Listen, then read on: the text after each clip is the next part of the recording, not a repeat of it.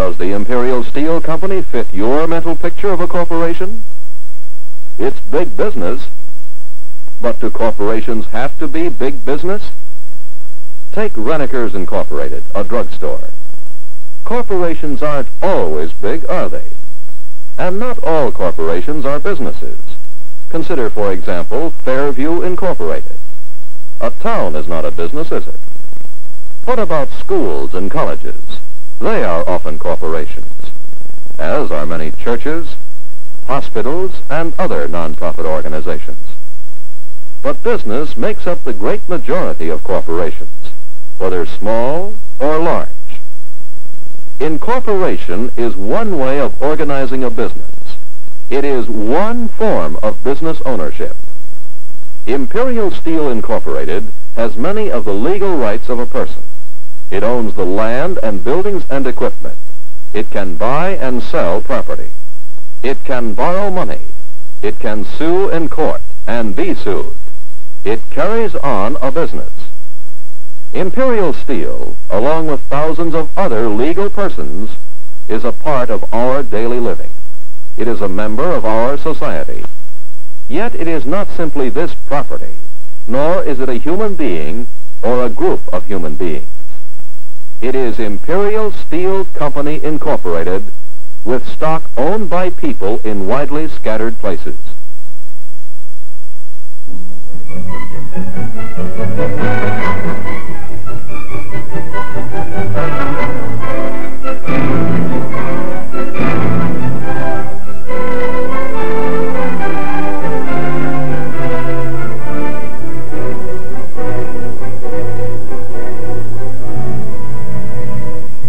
I set a high value on my stock in Imperial Steel.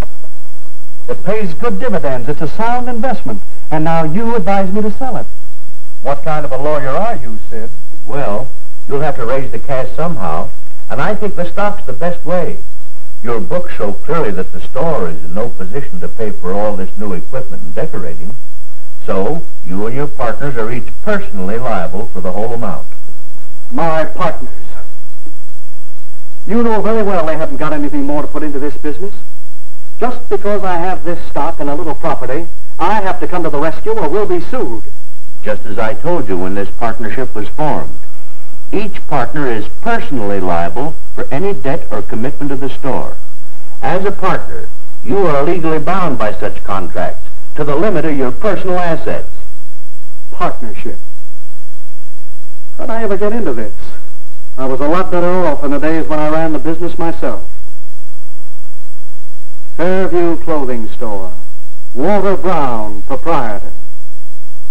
A good little business. All my own. I was a, how do you say it legally? Single proprietor. That's it. I ran the store the way I wanted to. I could do as I pleased. And I collected all the profits. That's the way to run a business, on your own. A single proprietor. But you had difficulties in your one-man store. Your good location attracted business, more business than you could handle alone. Besides waiting on customers and receiving and stacking goods on the shelves, you had paper trouble, sales slips, bills, invoices. Man, did you need help. And suppose you got sick. Where would your one-man business be? Not only did you need the kind of help you can't hire, you needed additional capital to carry a larger variety of goods. I needed partners, you said. Now I'm on the spot because of partners. Walter, I still say a partnership was best for your kind of operation at that time. You remember, it was fairly simple once we found the right people, dependable men who had cash to invest and could do some of the work you needed. There was Baker. He had saved a little money while he worked 10 years as an accountant for a wholesale company. You knew you could trust Baker. He'd make a good partner. He'd invest his cash and work as an accountant for a share of the profits.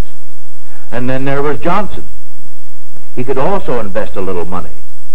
And his experience as a clothing buyer for another company made him a valuable partner too. We knew they'd work hard for the business because each had a personal interest in making it go, as well as the ability to do the work that had to be done. So you were partners in the Fairview clothing store. And with their cash and their help, you were able to expand a little, take on some additional lines of goods. Yes, I think your partnership has done quite well.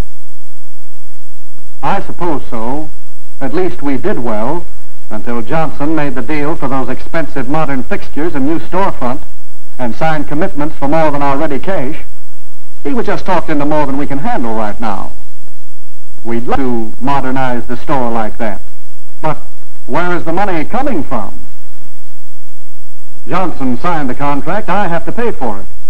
Even though I'm the biggest investor in the store, I can't cancel the contract for all that custom-made equipment. It's just lucky for this whole partnership that I can scrape up a little more money to invest in this store. But I don't want this to happen again. What can I do? Can I get rid of my partners? Own the store myself again? You can't afford to buy them out now, can you? No, and I don't know that I want to at that. The store needs all three of us. Everybody makes a mistake once in a while, but I just can't be personally responsible for another one. That's one of the weaknesses of a partnership, isn't it, Sid? Well, maybe you'd better incorporate the store. Incorporate? Yes. Issue stock to each partner in proportion to the amount of his investment in the store. With more than half the stock, you would have a controlling interest, voting control of the corporation which owned the store. You'd share your profits with the others in proportion to their stock ownership. Wait a minute. Issue stock, controlling interest. That sounds like a lot of paperwork. Red tape. Oh, it does get a little complicated, and you may as well know there are other disadvantages. You'd be paying special taxes. You'd be subject to new regulations. But incorporating would give you the big advantage of what you want right now. Limited liability. Look, here's how it works. You start with a group of people who want to invest their money in a company. Then these people apply for a charter as a corporation. The state government issues a charter to that corporation. Now that corporation operates legally as an individual person. It is not a group of people. It is under the law a legal entity, or the same as one person engaged in business. And that person is responsible for the debts and commitments of the Fairview Clothing Store Incorporated. Look here a moment. Here's the Fairview Clothing Store as it is now, with the three of you as partners. Suppose you all agree to dissolve the partnership and incorporate. The stockholders will elect a board of directors. In this case, as largest stockholder, you can select a board of directors, yourself and your partners, who will vote to make you president of the corporation. That sounds very legal and complicated. But if you say it's necessary, and it will let me tell the corporation what to do, I'm in favor of it. And it will mean that none of the stockholders can be held liable for any more than his original investments. Sure. That's what we mean by limited liability. Well then, I think it's a good idea. I do too. As a matter of fact, I was thinking I'd like to put some money into Fairview Clothing Store Incorporated. Looks like a good investment to me. Maybe you'd like to invest enough to pay for this equipment and decorating? Well, the amount involved would still leave you with a controlling interest. I'll do it. Let's see if we get your partners to agree to incorporate. Maybe I can hang on to my stock in Imperial Steel Incorporated.